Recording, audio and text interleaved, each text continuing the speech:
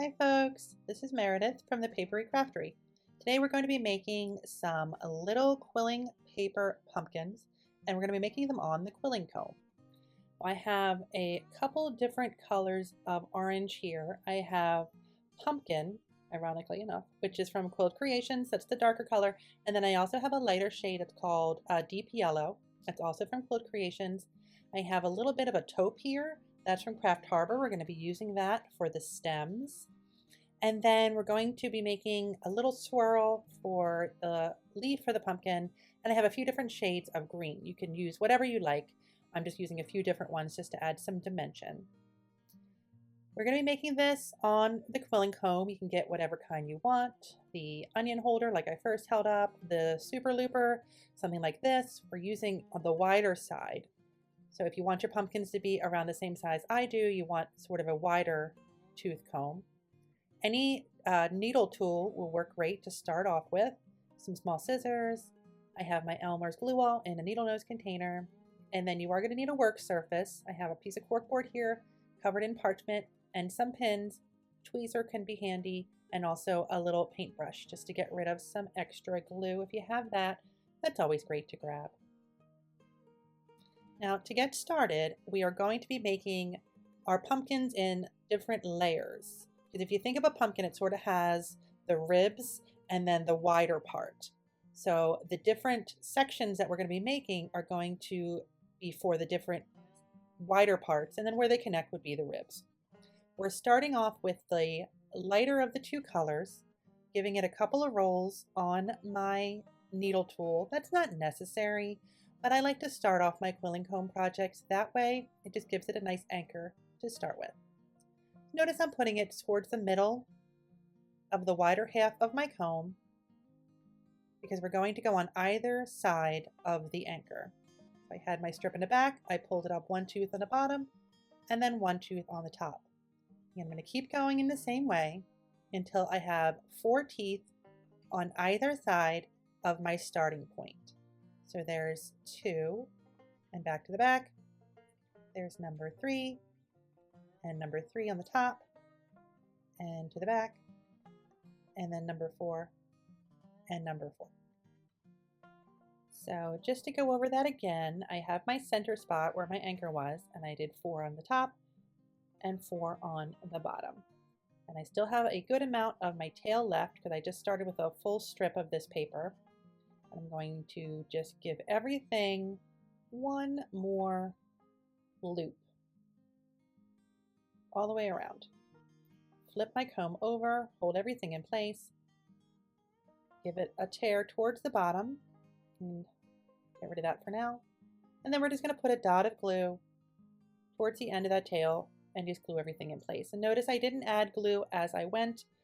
You shouldn't need to do that. Your paper should hold together okay.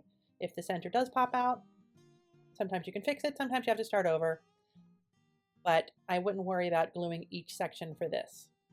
Slide it off carefully, and this is the shape that you're looking for. And we are going to need 2 of those done in the same exact way. Here's the second one. And this, like I said earlier, is the lighter of the 2 colors. This is kind of acting like the highlight of the pumpkin because these pumpkins are 3D objects in real life, so the sun shines on them. One part is a little bit brighter. That is this part. All I did here was just put a tiny bit of glue all the way down end to end and stack them on top of each other and give a pinch to the ends. I don't really want to pinch the center. I don't want these to be flat. You don't have to worry about pinching them too much at this point. Just enough so they stay together. They don't need to be pointy on the either end. If you don't want to hold them, you can pin them together. I would recommend that because sometimes this paper likes to slide back and forth when you're doing this technique and they wouldn't be level with each other. So just put some pins. I like to do it on the ends. Just keep them nice and snug. And then we're going to move on to the rest of the pumpkin. I should mention here that these papers are 1/8 inch wide. You can definitely do this technique with wider paper. It should work just fine with thinner paper. It just might be a little bit trickier to manage because of the lack of surface area. They might kind of slide back and forth from each other. Now the next section here is with the pumpkin colored papers, or the more orangey colors. Same exact way that we did the deep yellow. Same size, same technique. And I have 2 of them as well. And they're going to go on either side of the yellow part, the highlight. So what we're doing is we're building from the center of the pumpkin out to the sides. So a little bit of glue down the center of this one. If you want to take this off your board and do this while you're holding everything, you can do that, or you can do it while it's on the board all pinned in place. It's up to you. I'm going to show both here. Here, if I just keep everything pinned on the board, which I do think is the easier of the 2 techniques, we're just sort of molding it in place and attaching the ends with the pins. Again, we're not looking for points at this point on either end, the top and bottom of the pumpkin. We're just looking for everything to connect. And you can see that orange paper is starting to bow out a little bit. And so that's giving that sort of pumpkin-y shape. Just starting to. Get this lined up. And we're going to pin the top and bottom of this side as well. And there you go. Make sure everything's level, nothing's poking out too high. So that's what we're looking for at this point. And we're going to move on to the next 2 sections. So we are sticking with that pumpkin color, that orangey color, the darker of the 2. Same technique again, but this time, instead of doing an even 4 pegs on one side, 4 pegs on the other side of the center, we added an additional 1 to one side of the anchor. So this time I did 5 on the top and still 4 on the bottom. So there's the anchor, 1, 2, 3, 4, and then 1, 2, 3, 4, 5 on the top. And I wrapped it around again, just to add a little thickness between each section, tore it off from the back, and I'm going to add a little bit of glue. So we just added a little bit of space, a little bit of length to this shape on the comb. What that's going to do is it's going to wrap in a larger way around the side of the pumpkin where we are. We actually need 2 of those again, same exact size. There we go, just a little tiny bit bigger than the last section. If we went too big, it just wouldn't fit right. So we just needed to add just a little bit of space. And now this time I'm going to show how you would add them by holding them in your hand, if that works better for you. If you don't have the cork board available, that's fine. I will mention one little hack. If you don't have this cork board, you can use like a thick piece of corrugated cardboard. If you just find an old box, cut that up into a little square that's manageable, you can use that in place. It doesn't work as well, but it's good in a pinch if you need a surface to pin to. So you can see here, it's just a little bit longer. And so it's just going a little bit extra over the sides. It's bowing out nicely. Don't worry if there's what you think might be too big of a gap on the end. If you think it's a little bit too long, you can see there, well, my finger just covered it, but it's a little bit longer than the rest of that's what you're looking for. That is okay. The top and bottom of pumpkins are not perfectly round. They're a little bit bumpy, so it's okay if it gets a little bit longer. And there is oh, that one's fallen off now. This is the trouble with holding it in your hand. This is why I think it's a little bit harder to do. Things just move around a lot, and I'm also sort of rushing in the interest of time on the video. I don't like to make these an hour long. But I do also like to keep in my mistakes so that if something does happen, you don't panic. Mistakes happen. The middle of that piece just kind of came out. I just pushed it right back in. Was able to save it, no big deal. And if I couldn't save it, quilling paper is pretty cheap. So this is why it's a great hobby. Right, so now after struggling with it, I am going back to pinning it. It's possible to do it without, but I just think it's easier to use the pins and the board for this specific project. So feel free. Now, just a little pinch. Again, we're not making these pointy on either end. We're not looking for a football. We're just sort of guiding everything into place.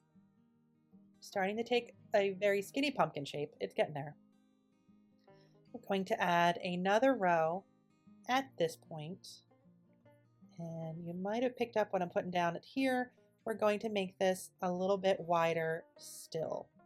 So this time, instead of just adding one extra tooth to one side of the anchor, we are going to even that out and do one extra one on either side than where we first started. So this is the size where we first started. There's an extra one on the bottom and an extra one on the top. That's what it looks like from the side. 1, 2, 3, 4, 5. Anchor. 1, 2, 3, 4, 5. And just like the rest, give it an extra wrap.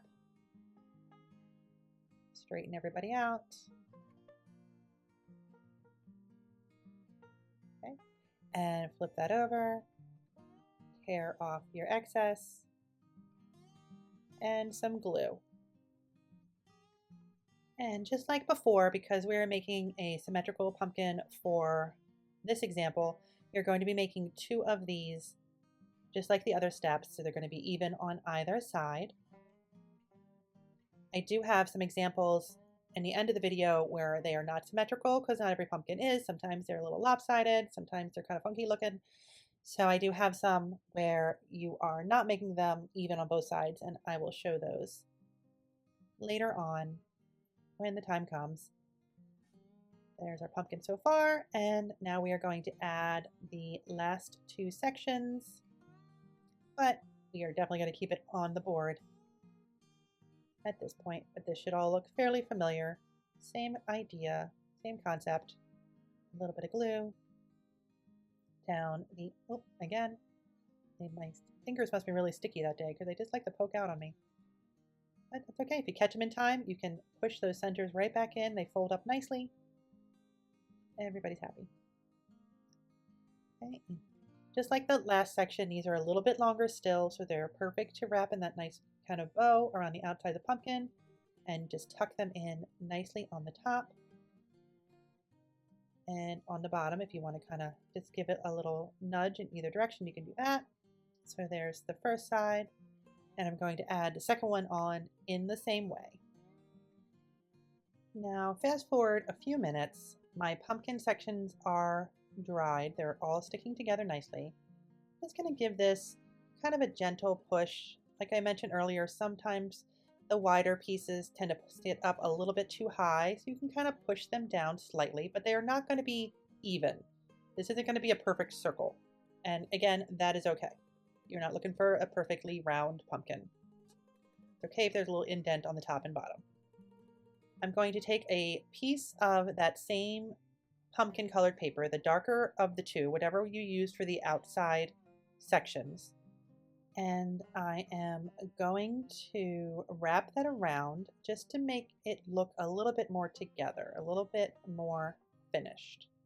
So to do that, I glue the strip down on one of the ends, and I let that dry for a moment, and then I use my needle nose container or a toothpick to apply the glue, because you really just need a tiny bit to the edge of the pumpkin, and then I'm carefully just wrapping it around.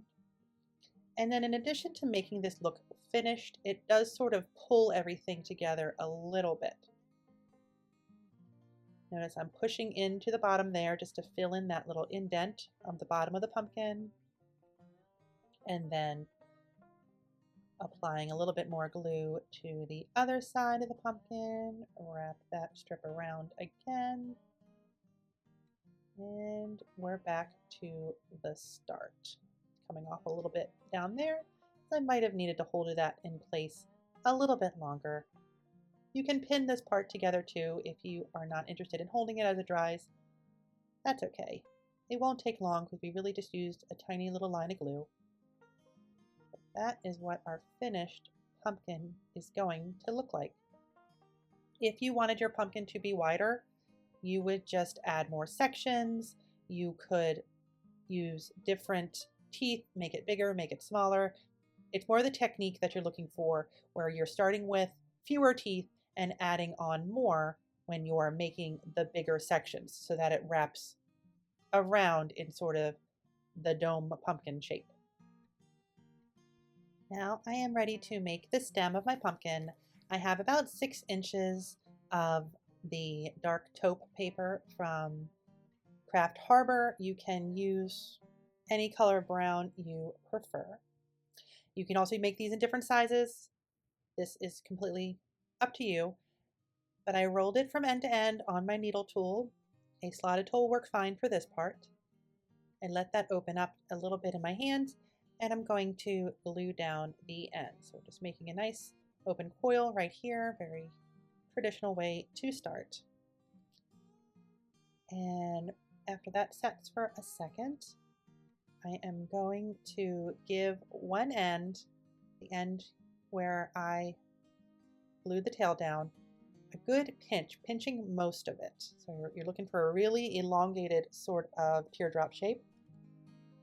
And then I'm going to push in sideways with my fingernail on my thumb from the bottom. So you can see there, I'm getting an indent in the bottom.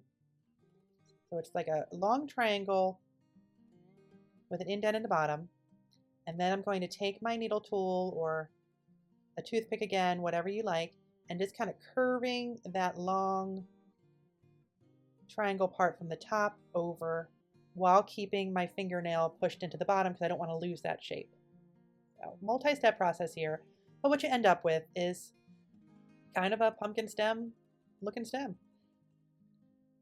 And we're also going to add a little bit of greenery to our pumpkin, just to add a little bit more color. This is totally optional. You don't have to do this if you don't want to. You can also just make it in one color. I'm using 3 just for kicks. So I have sort of a celery color, I have like a sage green, and this is a forest green paper. I think the celery one is from Paplin Paper, which is hard to find. So I'm not going to be able to link that. I'll try to find something similar for the description box, but I will link everything else. You can find these papers if you want to use what I'm using. So we made swirls many, many times before. We are making a swirl now. I will also link to the original how to make a swirl video if you haven't seen that. So I'm not going to go over too much detail here. All I'm doing is I add a little bit of paper to the very, very ends of the stack that I made of these 4 colors. I roll them around my needle tool. Needle tools are very important when you're making swirls. And after a few turns, this is what I've got. Let that open up a little bit by pulling each layer of my paper just a tad, just to let all those layers shine. So that's where we are right now. And I'm just doing an S-shaped swirl. So I am actually supposed to be cutting all of them at the same length. That's what we need. And then when I do the S shapes, I don't glue the other side. You can if you want to. We just line up our tool at the back and turn, turn, turn while pinching the paper together. There we go. That is the shape we're looking for. Again, if you're not familiar with this technique, I know I didn't go over a lot of detail because, again, I didn't want this to be a really long video.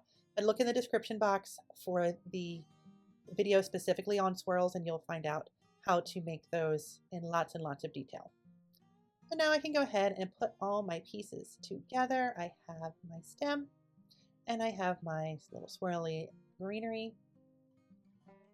So I just need to add a little bit of glue and get those positioned in wherever I think it looks good.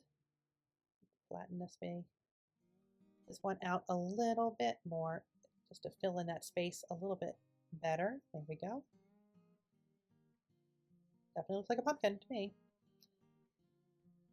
And then I like to play around with this. You can do the wider side top, you can do the smaller side, whichever. Sometimes they just happen to look better on one side than the other. And I like to apply glue to both ends of the swirl that are going to hit the pumpkin. So the smaller side and the bigger side. There we go. That's what we're looking for. Very cute. And I do have some alternatives as well. I always like to show some variations. So I have here, this is pretty much the same exact one, just a little bit wider. It's not as pinched on the top and bottom, but very much the same exact technique and the same size. And then here's a little smaller guy. And I mentioned earlier I was doing some that were not symmetrical. So this is an example of that. So there's only 2 sections on one side of the highlight and 3 on the other. So it definitely gives it more of a realistic pumpkin patch vibe when you have different sizes and shapes. You can do different colors. So I have some sort of, these ones are actually the taupe and then an ivory. And I like this guy, I pushed in one side real hard, and that gave it a kind of a real different look to that. You can totally do these in a million different ways. I also wanted to show another idea. If you didn't want to do 2 different colors, but you still wanted to show the ribs between each section, you can slide in a double thick piece of an alternating color between every section, glue them in instead of gluing the sections right to each other. And then I wrapped both of these pumpkins in the darker shade. It's pretty subtle. It doesn't show up on camera as much as it does in person, but it definitely adds to the pumpkin vibes. So I hope you like this project. I have a whole playlist of different autumn crafts that I will link in the description box in case you want to do a little bit more in this season, have a little bit more inspiration. I'll share that. You'll also find links to all the tools and supplies I used in the description box, as well as a link to my Buy Me a Coffee page where you can find some quilling extras, an extra video, and also support the channel a little bit more if you'd like to. I always appreciate that. It keeps the channel growing. In the meantime, don't forget to leave any questions you have in the comments, and I'll answer those as soon as I can. Don't forget to like and subscribe so you can be around for the next video, and I'll see you then. Thanks so much for watching. Bye-bye.